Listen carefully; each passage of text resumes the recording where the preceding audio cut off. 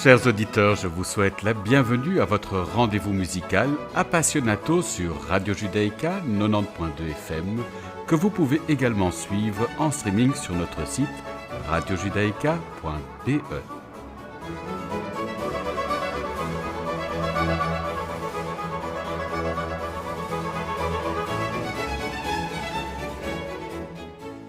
Nous avons l'immense plaisir d'accueillir aujourd'hui Laetitia Durs. Bonjour Laetitia. Bonjour Frédéric. Alors je résume votre parcours. Vous êtes historienne de l'art, diplômée de l'Université libre de Bruxelles.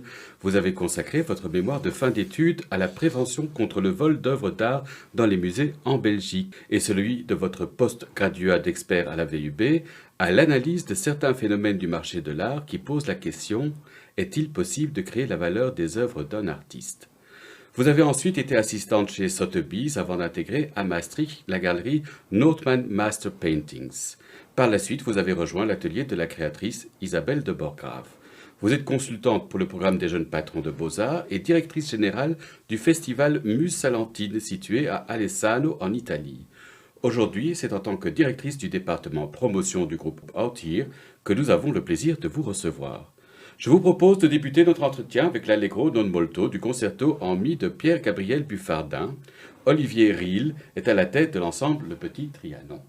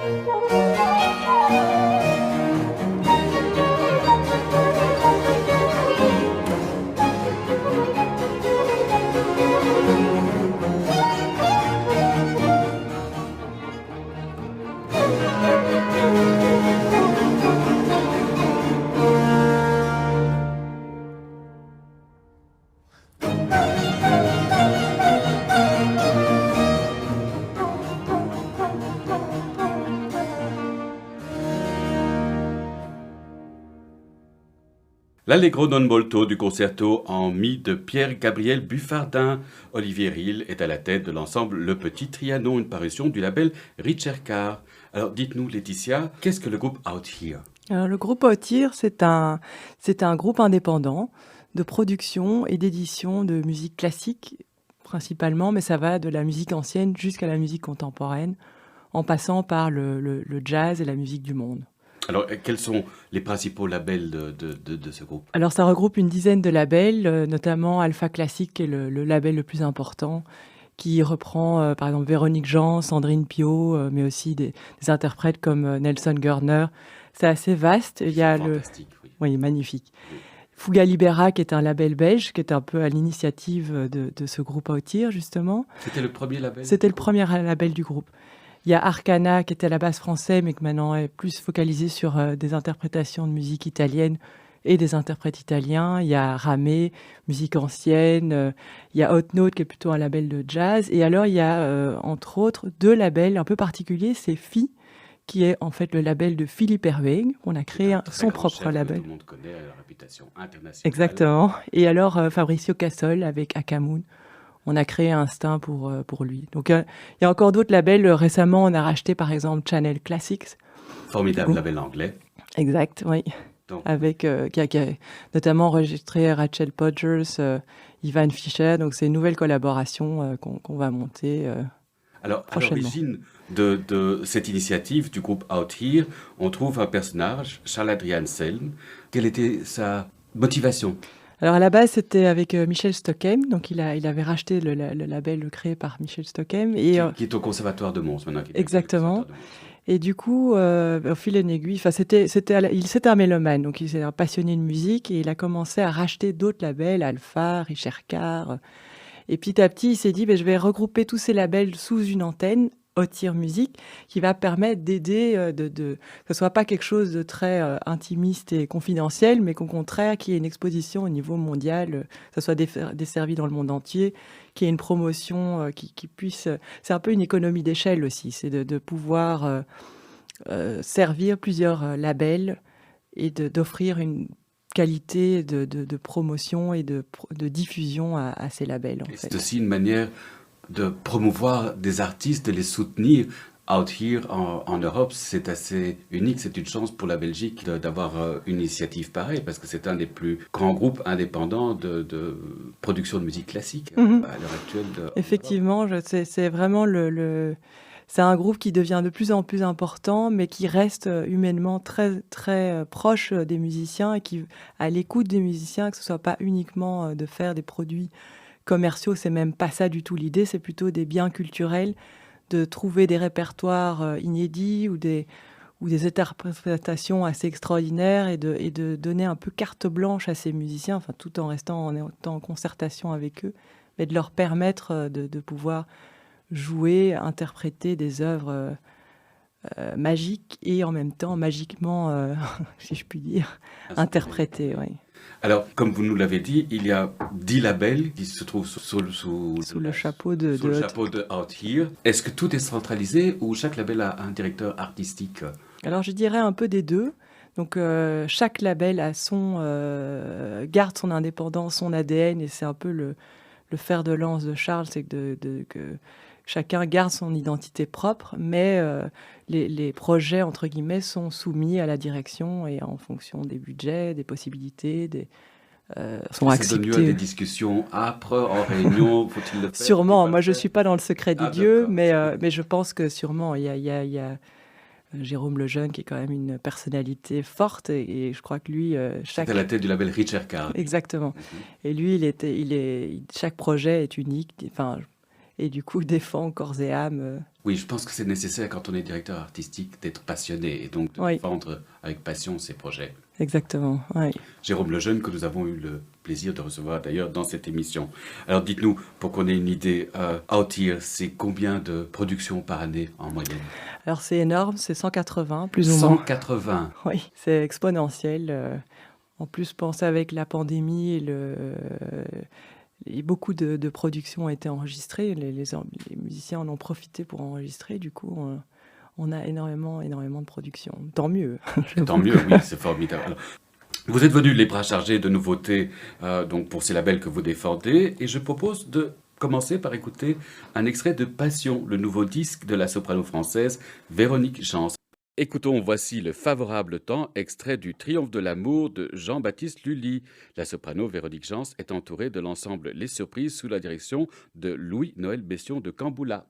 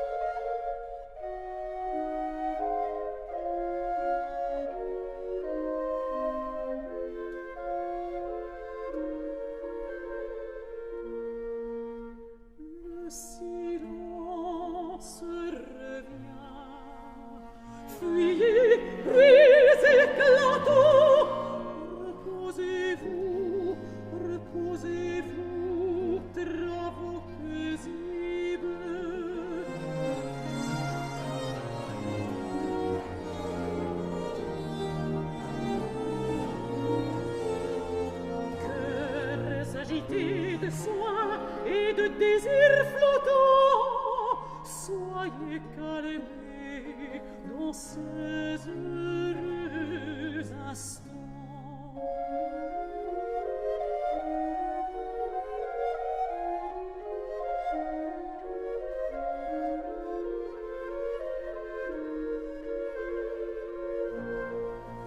Oubliez vos ennuis, cœur tendre, cœur cœur sensible que l'amour ne rend pas content.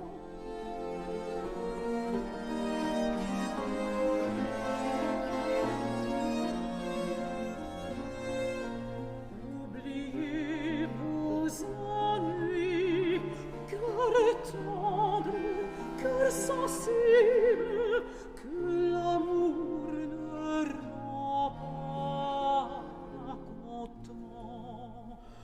Voici le favorable temps où tous les cœurs doivent être paisibles.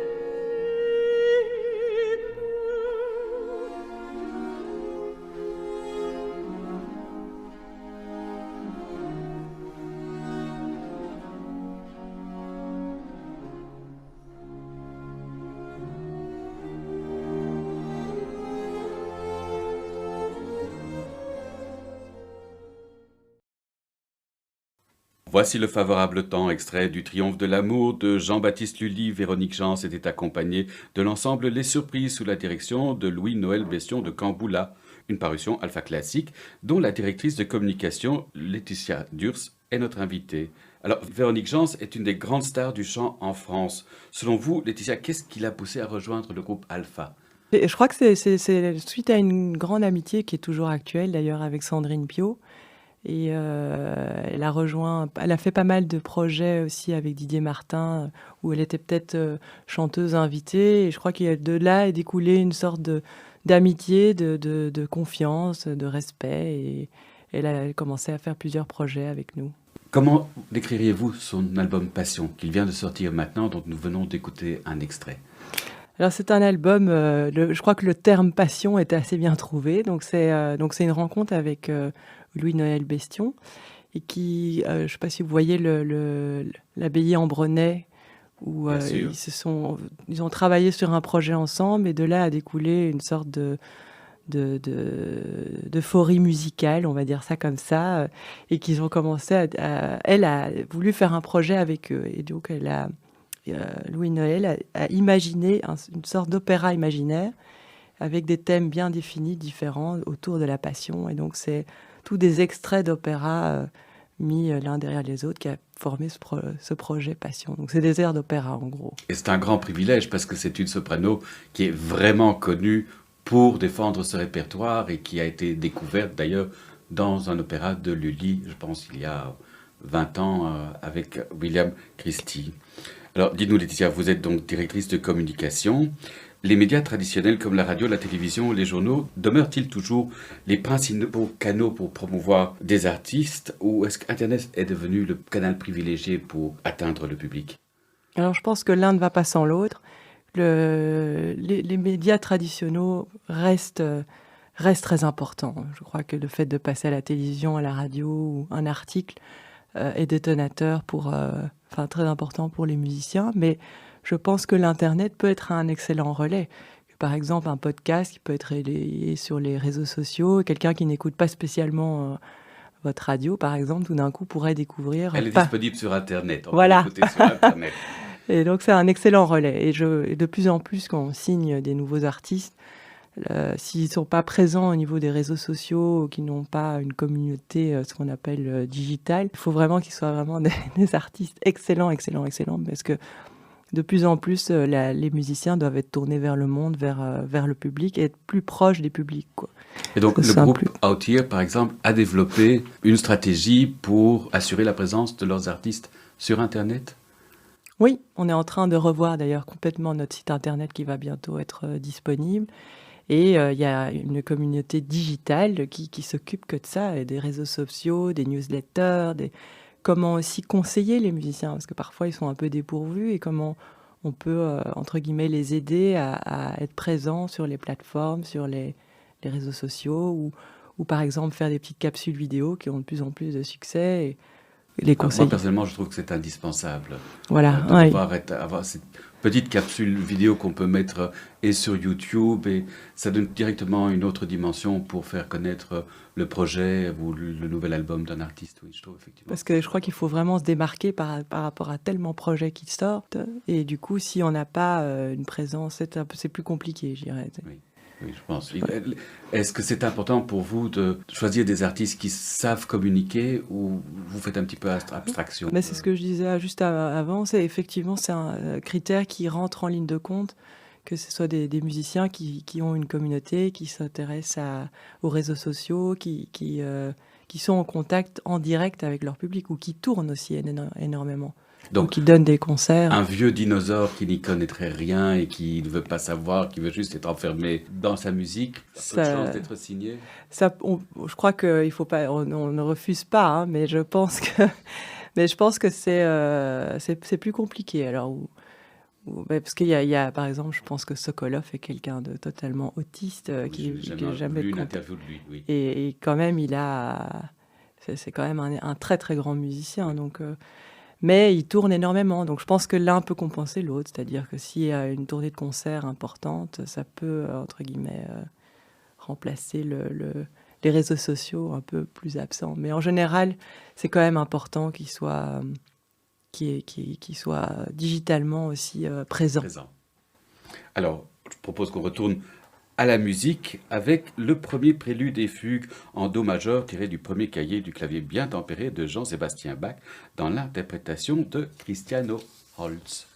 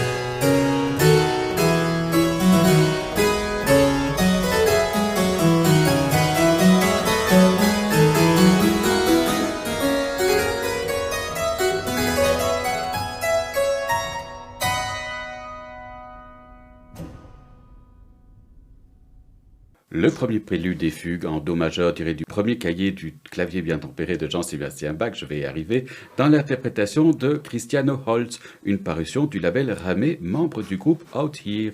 Alors, Cristiano Holst m'était complètement inconnu. Que pouvez-vous nous dire sur ce musicien, Laetitia? Alors, c'est un musicien brésilien à la base, avec une sonorité plutôt allemande dans son nom de famille. Et il est tombé un peu dans la marmite de la musique depuis très très longtemps. Donc vers l'âge de 7 ans, il commence à s'intéresser à la musique. Et puis à 12 ans, il étudie le clavecin et se rend aux Pays-Bas pour pouvoir suivre des cours auprès de notamment Gustave Léonard. C'est un de ses derniers élèves apparemment. Gustave Léonard, donc, est un membre pionnier du développement du mouvement sur instrument authentique, donc, qui a développé le... Oui, c'est un des pionniers dans cette dans ce qu'on matière-là. appelle le mouvement baroque. Exact, oui.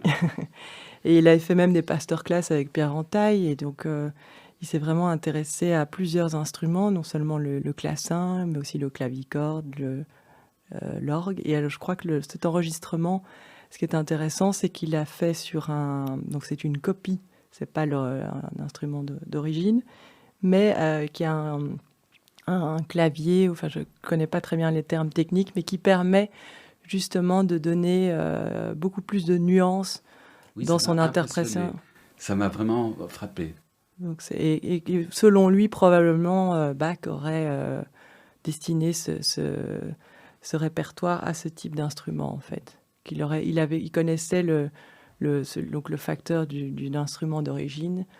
Ils avaient commandé plusieurs clavecins qui ont été vendus à la cour, là où il travaillait. Donc Bach avait connaissance de ce type de clavecin, et donc Cristiano en fait la déduction que probablement il connaissait cet instrument et du coup aurait composé cette œuvre pour ce type d'instrument. Alors je recommande cet album qui m'a vraiment beaucoup surpris. Donc c'est Cristiano Holst qui joue donc le premier livre du clavier bien tempéré de Jean-Sébastien Bach. Alors on va revenir au groupe Out Here. Alors, ce groupe justement parvient à développer la renommée de certains artistes au-delà des plus grandes espérances. On pense à Vox Luminis, au ténor Renaud van Mechelen, que nous aurons le plaisir de recevoir une nouvelle fois dans cette émission. On pense aussi au claveciniste Justin Taylor, mais aussi à l'accordiste Sarah Willis. Alors, dites-nous, Laetitia, existe-t-il une recette pour rendre un artiste connu? Alors, recette, je crois pas, mais ce qui est intéressant, c'est que les artistes que vous avez choisis ont pratiquement tous gagné des prix. Et notamment Vox Luminis, le premier dont vous citez, ils ont gagné le Gramophone Award, qui est un je dirais des récompenses les plus prestigieuses dans le domaine de la musique classique, et c'est par ce biais-là qu'ils ont commencé à tourner dans le monde entier. Renaud van Mechelen, bon, lui, il a travaillé avec William Christie, avec des très grands ensembles. Du coup, je pense qu'il avait déjà, entre guillemets, une renommée qui se construisait. Justin Taylor, il a gagné le MA Festival, donc c'est aussi un concours très important, et donc par ce biais-là, j'imagine qu'il a pu décoller. Et je crois que je vais faire un peu mon cocorico, mais je pense que les labels, entre guillemets, et les disques sont aussi des vecteurs pour les musiciens pour se faire connaître. C'est-à-dire que le fait d'enregistrer chez Alpha ou chez Richard Carr est un gage de qualité qui fait que des salles de concert se penchent sur nos disques et se disent bah, tiens, on programmerait bien cet artiste. Donc c'est en tout cas le Gramophone Award, c'est grâce à Richard Carr qui a eu le nez creux et qui s'est dit que Vox Luminis était un ensemble extraordinaire, et du coup ils l'ont récompensé, et par ce biais-là, Lionel Meunier vous le dira, c'est suite à ce prix qu'ils ont été demandés partout, et maintenant ils tournent aux États-Unis, dans toute l'Europe, ils sont demandés partout. Ça veut donc dire qu'un disque reste quand même assez indispensable pour développer la carrière d'un artiste. Mais je pense que c'est presque comme une carte de visite, en fait. C'est vraiment de dire, voilà, ce label croit en nous. Et bon, le dernier exemple que vous avez parlé, c'était Sarah Willis. Et elle a créé, c'est quand même cornettiste d'un orchestre en Allemagne. Donc, cornettiste, j'en ai peu qui sont aussi connus. Et elle a réussi à créer des projets un peu particuliers pour sortir un peu de la musique classique rigide d'une certaine manière, où elle fait de la musique cubaine, elle revisite la musique de Mozart avec de la musique cubaine en fait. Et donc elle a fait aussi autour de ça des clips vidéo, elle a fait un DVD, Donc elle essaye de rendre cette musique aussi Et ça, c'était un très accessible. gros succès, je pense, hein, Ça, c'est un de nos de best-sellers pour le moment, oui. Sarah Willis, l'accordiste. Alors, vous aviez fait référence au concours. Parmi les concours de musique, il y a évidemment le concours international Reine-Elisabeth de Belgique. Alors, des artistes comme la soprano Jodie De Vos ou le violoncelliste Victor-Julien Laferrière, ou même le dernier lauréat du concours, Jonathan Fournel, ont tous été des lauréats du concours Reine-Elisabeth. Existe-t-il une collaboration entre le concours Reine-Elisabeth et le groupe Out Here? Alors, d'une certaine manière, oui, mais totalement informelle en fait. C'est que, comme vous savez, le concours Anne-Elisabeth exige, enfin, est terriblement exigeant pour les musiciens et du coup, c'est une source de pépites, de talents plus extraordinaires les uns que les autres. Et donc, en gros, guillemets, ça a été tout des coups de cœur, en gros. Par exemple, on va aussi faire un CD avec Sergei Redkin, qui était également un des, je crois qu'il était le deuxième prix de. Donc c'est un coup de cœur. Il est venu jouer dans le festival qu'on anime aussi dans les Pouilles et Charles Adriansen a tombé complètement sous le charme de son jeu et du coup a dit il faut aussi faire un disque. Donc il n'y a pas vraiment une collaboration structurelle. On va en avoir une prochainement, c'est-à-dire qu'on va commencer à diffuser, à produire, enfin oui, à diffuser les archives du concours Anne-Elisabeth. Donc là, il risque d'avoir des choses très Oui, intéressantes c'est très intéressant, oui. qui vont sortir. Alors, je vous propose de justement écouter Jonathan Fournel, donc le premier prix du concours Reine-Elisabeth en 2021, dans l'Andante Espressivo de la 3e sonate pour piano en fa mineur de Johannes Brahms.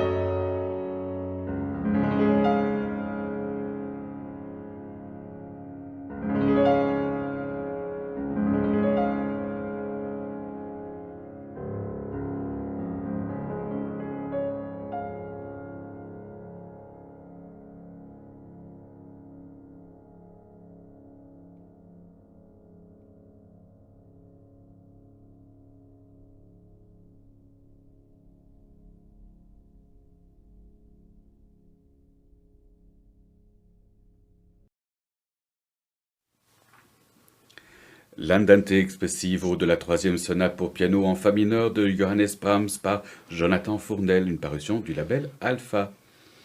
Alors Laetitia, au-delà de vos activités de directrice de promotion chez Out Here, vous êtes directrice du festival Mus Salentine en Italie. Alors comment décririez-vous ce festival? Alors, ce festival donc, qui a lieu dans le sud de l'Italie, à Alessano, sud des Pouilles, c'est un festival absolument délicieux qui se veut très confidentiel, un peu trop peut-être, mais qui se joue dans un palais qui va du Moyen Âge jusqu'à la Renaissance et dans un écrin absolument délicieux. Et on fait venir des artistes de haut niveau donner des concerts, mais c'est plutôt de la musique de chambre ou parfois on fait venir un chœur. Et donc à ce moment-là, ça exige une salle plus importante. Donc on va à la cathédrale d'Otrante qui est un magnifique endroit.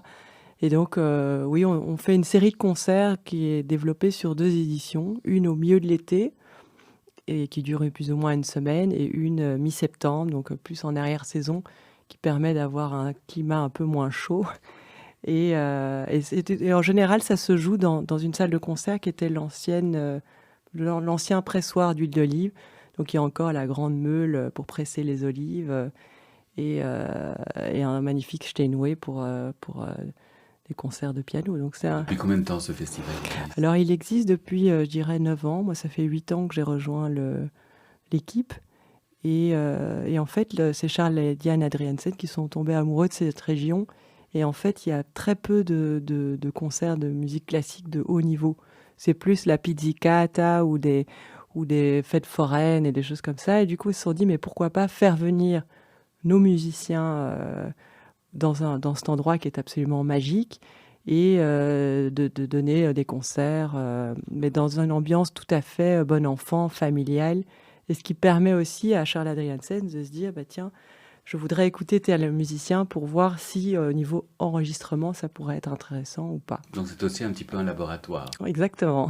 Ou alors C'est de passionnant. fidéliser des artistes. Par exemple, cette année, on a eu le Poème harmonique avec qui on enregistre depuis près de plus de 20 ans, je pense. Et donc c'était un peu un moyen. Enfin, par ce biais-là, ça permettait de se rapprocher d'eux, de les rencontrer, parce qu'on n'a jamais le temps, en fait. On est toujours...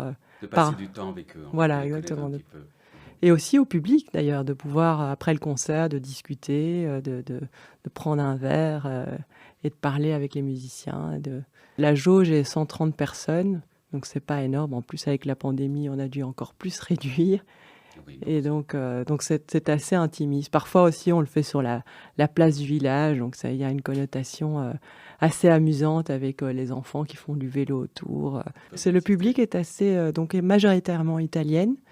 Il y a quand même de plus en plus des aficionados de l'étranger qui viennent au festival, mais je dirais que c'est un public italien. Il y a même celle qui vend des brosses à dents au coin de la rue, qui est passionnée de musique classique et qui vient suivre tous les soirs les concerts. Donc c'est un public assez hétéroclite, je dirais, de gens qui sont de passage et d'autres qui sont là depuis toujours et d'autres des mélomanes très avertis. Alors, on va revenir à Out Here. J'ai cru comprendre que pendant le confinement, les artistes, n'ayant donc plus de concerts, en ont profité pour enregistrer au maximum. Et donc, des labels comme Out Here ont effectué beaucoup d'enregistrements. Est-ce que ça a été vraiment... Oui, alors il y a eu alors, beaucoup de musiciens qui en ont profité pour enregistrer leur coup de cœur pour lequel ils avaient besoin de temps de pouvoir répéter ou ou de pas devoir faire ça dans l'urgence, où il y a eu, par exemple, c'était Péléas et Mélisande qui devaient être joués à l'opéra, et finalement, ça a été annulé à cause de la pandémie, mais les musiciens se sont dit, mais pourquoi pas en faire un projet d'enregistrement. Et donc, ils vous ont contacté pour pouvoir Voilà. réaliser. Du coup, là-bas, c'était pas du tout prévu pour l'enregistrement, et ils ont décidé de le faire, et ça a été absolument génial, parce que ils ont eu le temps de répéter, de prendre le temps d'aller au fond des choses et de pouvoir rendre un enregistrement hyper intéressant, parce qu'en plus, ce sont des jeunes, c'est un très jeune chef et des jeunes chanteurs, donc ça permet de découvrir aussi la nouvelle génération. Alors, j'ai justement eu l'occasion de lire des critiques, mais vraiment tout à fait laudatives du résultat. Et je vous propose justement d'écouter un extrait. Il fait sombre dans les jardins. Donc, c'est un extrait du premier acte du Péléas de Mélisande de Claude Debussy, avec Stanislas de Barberac, Chiria Skerat et Janine Bachle. L'Orchestre national de Bordeaux est placé sous la baguette de Pierre Dumousseau.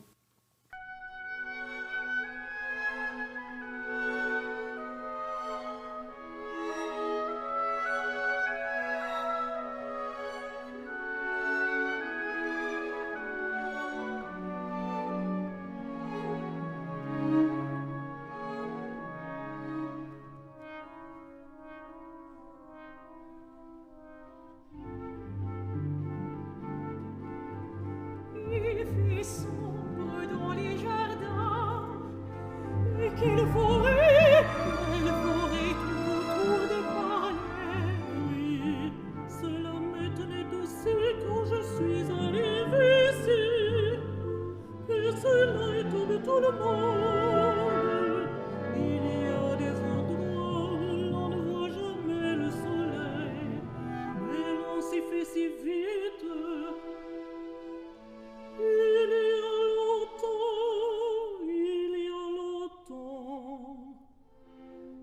Il y a presque 40 ans que je vis ici. Regardez de l'autre côté, vous venez la partie de paix. J'entends du bruit au-dessous de nous. Oui, c'est quelqu'un qui monte vers nous. Oh, c'est Péléas. Il semble encore fatigué de vous avoir entendu si longtemps. Il ne vous a pas vu. Je crois qu'il vous a vu, mais je ne sais ce qu'il va faire. Péléas, Péléas, est-ce toi? Oui, je venais du côté de la mer. Mais aussi, en cherchant la clarté.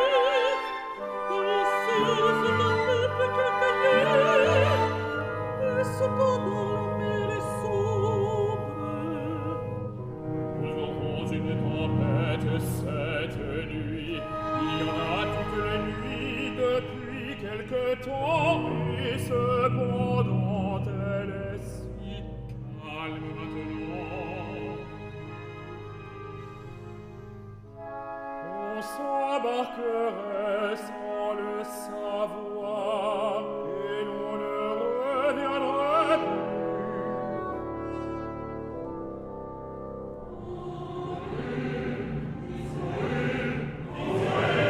Quelque chose sort du port. Il faut que ce soit un grand navire. Les lumières sont très hautes. Nous le verrons tout à l'heure quand il entrera dans la bande des clarités. Et si nous pourrons le voir, il est encore sur la mer. On dirait que ma brume s'élève lentement. Oui, j'aperçois là-bas une petite lumière que je n'avais pas vue. C'est un phare. Il y en a d'autres que nous ne voyons pas encore. Le navire est dans la lumière. Il est déjà bien loin. Il s'éloigne à toute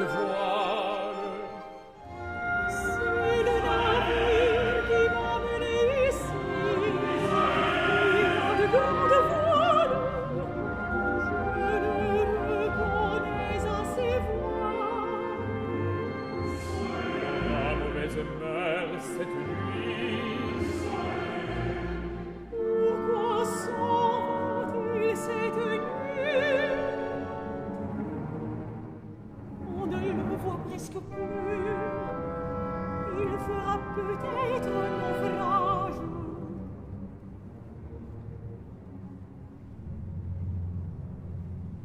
La nuit tombe très vite.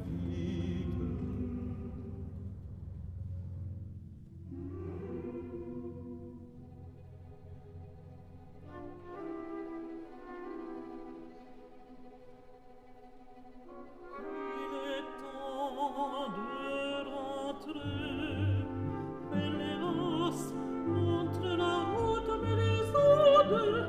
Il faut que j'aille voir un instant le petit ignoré. On ne voit plus rien sur la mer. Je vois d'autres lumières. Ce sont les autres phares. Entendez-vous la mer? C'est le vent qui s'élève.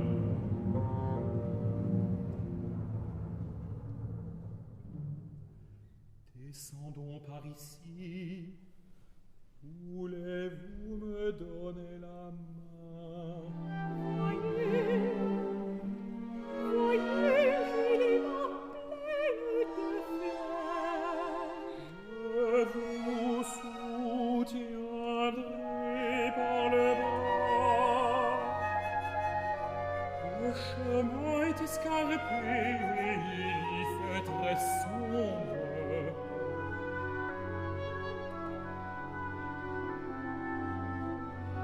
Je pars peut-être demain. Oh, pourquoi partez-vous?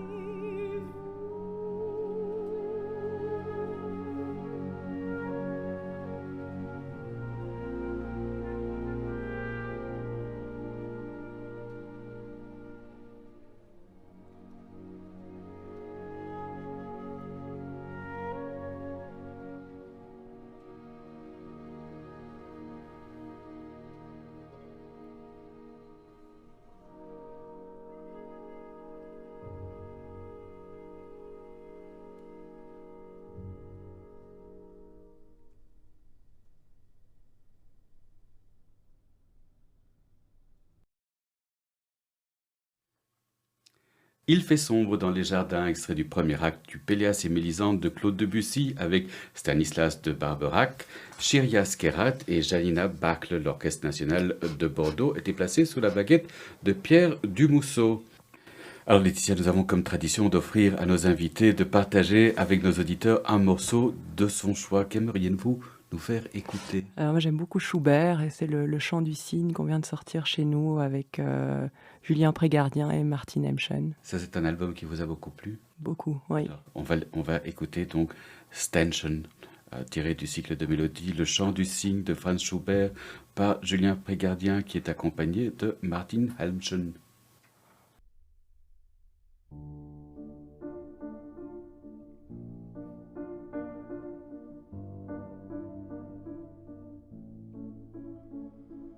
Leise fliehen meine Lieder durch die Nacht zu dir.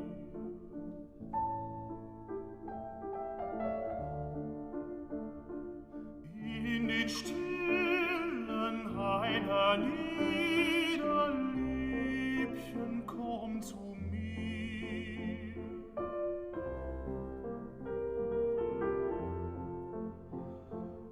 Flüstern schlanke Wipfel rauschen in des Mondes Licht, in des Mondes Licht, des Verräters feindlich lauschen fürcht der Holde nicht, fürcht der Holde nicht.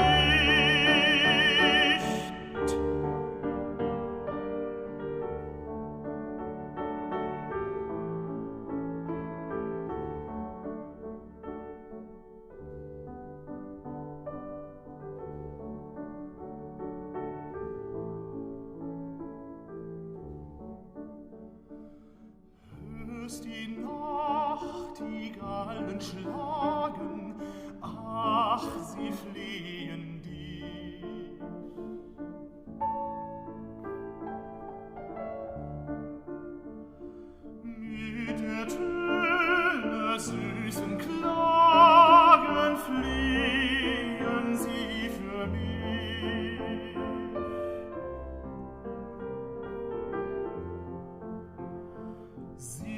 verstehen des Rosens Szenen, kennen Liebesschmerz, kennen Liebesschmerz, rühren mit den Silbertönen jedes weiche Herz, jedes weiche Herz.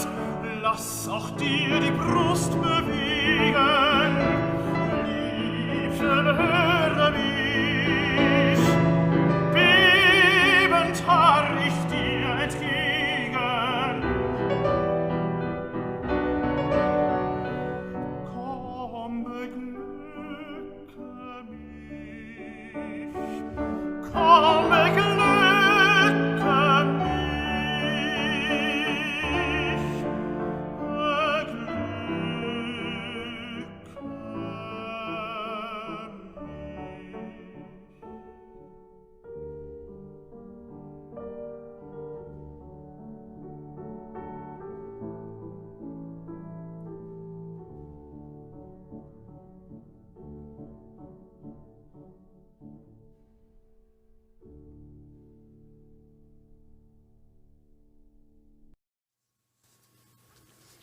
C'était donc Ständchen tiré du cycle de mélodies Le chant du cygne de Franz Schubert. Julian Prégardien était accompagné de Martin Helmchen. Il s'agissait du choix de notre invitée Laetitia Durs. Votre émission de musique classique Appassionato touche ainsi à sa fin. Merci beaucoup Laetitia d'avoir accepté notre invitation. Avec plaisir, merci de l'invitation. Merci à Carlos Amajoa d'avoir assuré la technique de cette émission. N'oubliez pas qu'Appassionato est diffusé sur les ondes et le site de Radio Judaïka les lundis à 13h, les jeudis à 14h et les dimanches à 9h. Merci, chers auditeurs, de nous avoir écoutés. À la semaine prochaine. D'ici là, portez-vous bien.